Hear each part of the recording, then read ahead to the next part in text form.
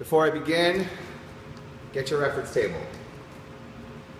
Okay, an oxidation state, all it is it is a hypothetical charge of an element in a compound.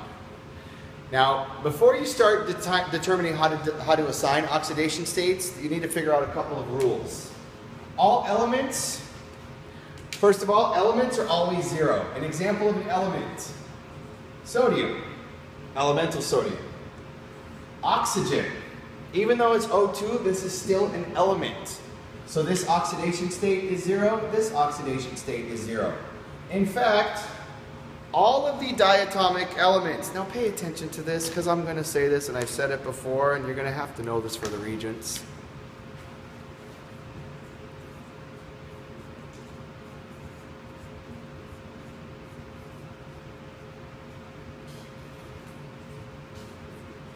All Hofbrinkels have an oxidation state of zero. What is a Hofbrinkel? I've said it before. Hydrogen, oxygen, fluorine, bromine, iodine, nitrogen, chlorine.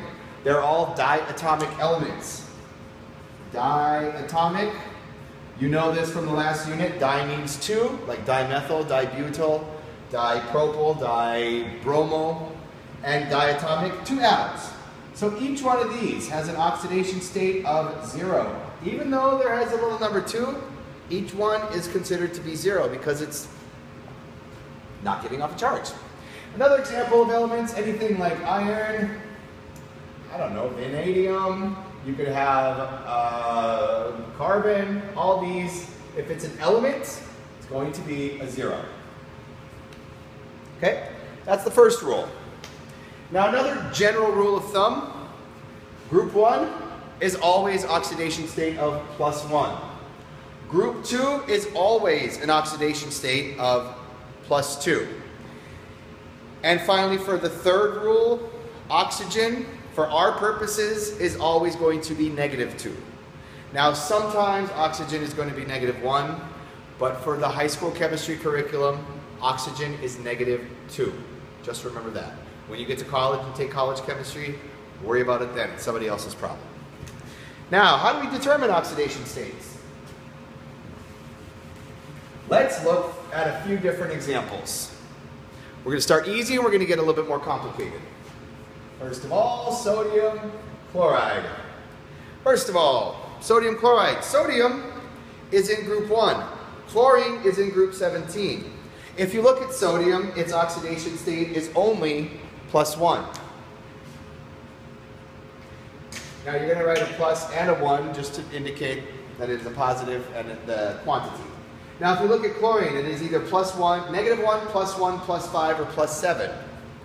Now since the overall charge of this, there's no number up here, so the overall charge of sodium chloride is 0. So the sodium and the chlorine have to add up to 0. So that's +1, that's -1.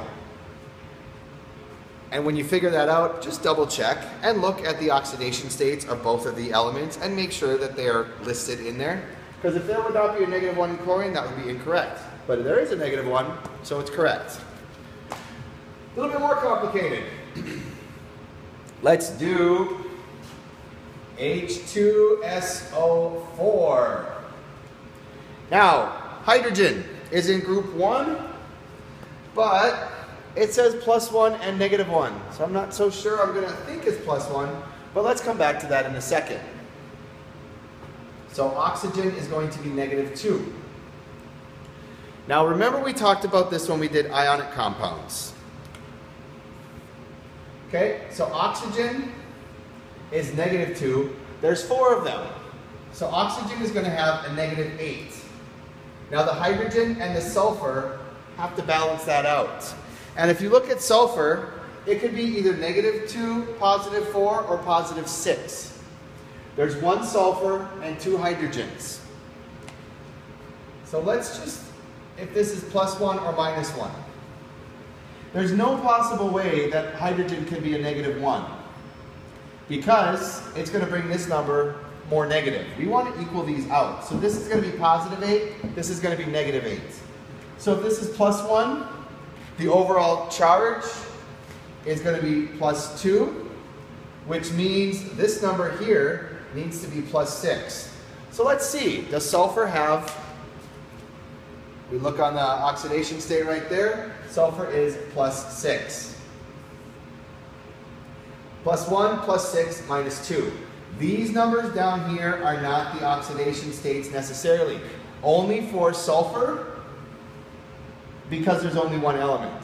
One element, the oxidation state, is the same as the overall charge. Plus 1 times 2 is plus 2, negative 2 times 4 is negative 8. These numbers up here are the oxidation states. I'm going to try one more. And then I'm going to leave you to your own devices. We're going to try potassium permanganate, KMnO4.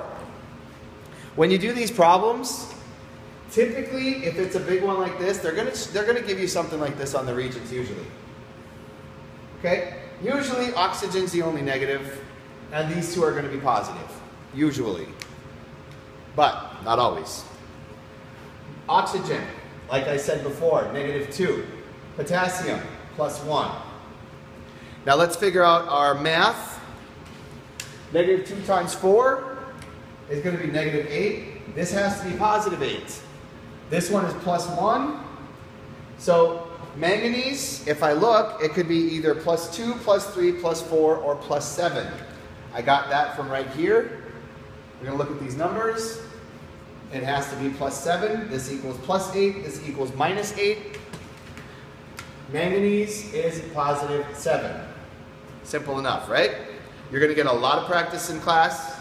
Do your practice problems right now at home. Review the video if you can't figure that out. I will not give you credit if this is not complete. Peace.